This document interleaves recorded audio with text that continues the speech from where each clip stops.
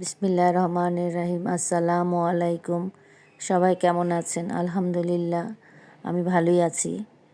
এই তো প্রতিদিনের মতো ছোট্ট একটা ভিডিও নিয়ে আসলাম।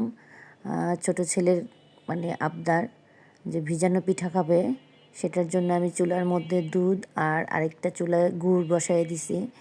এই তো চুলার দুধটা তো বরফ ছিল, সেটা আমি গলতে হবে, আস্তে আস্তে গলতেছে। আর এইদিকে আমার গুড়টাও জাল দেওয়া হয়ে গেছে প্রায়। এখন আমি চুলাটা বন্ধ করে রাখছি। আমার দুধটাও বলক চলে আসছে, ভালো করে ঘন হয়ে গেছে। এখন আমি এটারে পিঠাটা যেভাবে ভিজাই, আগে একটু আমি সব কিছু বলক দিয়ে নিয়ে একটু ঠান্ডা করব, তারপরে আমি পিঠাটার মধ্যে ভিজাবো। আর যদি গরম গরমটা দেওয়া হয় তাহলে দেখা যায় কি দুধটা ফেটে যায়। সেটার জন্য আমি যেটা করি সব সময়, যে সবগুলো আগে জাল দিয়ে নিই, তারপরে আস্তে করে এটা একটু ঠান্ডা করে, হালকা কুমকুমা ঠান্ডা করে ভিজাই। এই তো দেখতে পারতেছেন আমি পিঠার মধ্যে দুধটা দিয়ে দিতেছি। দুধটা আমার হালকা ঠান্ডা গরম আছে।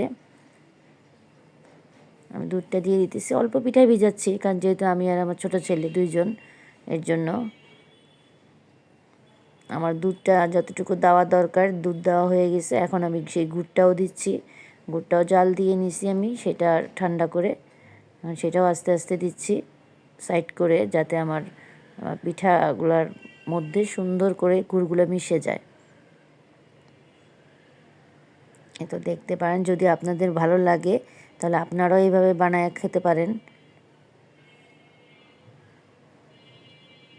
আমি খুব আস্তে আস্তে ঢালতেছিলাম। আমার দুধ ঢালা শেষ, গুড় ঢালাও শেষ।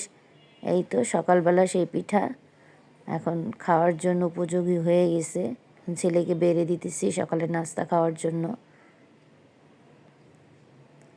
ভাল লাগলে আপনারাও বানিয়ে খাবেন। আমাকে লাইক করবেন, শেয়ার করবেন, সাবস্ক্রাইব করবেন, কমেন্টস করবেন। ভালো লাগলে খোদা হাফেজ।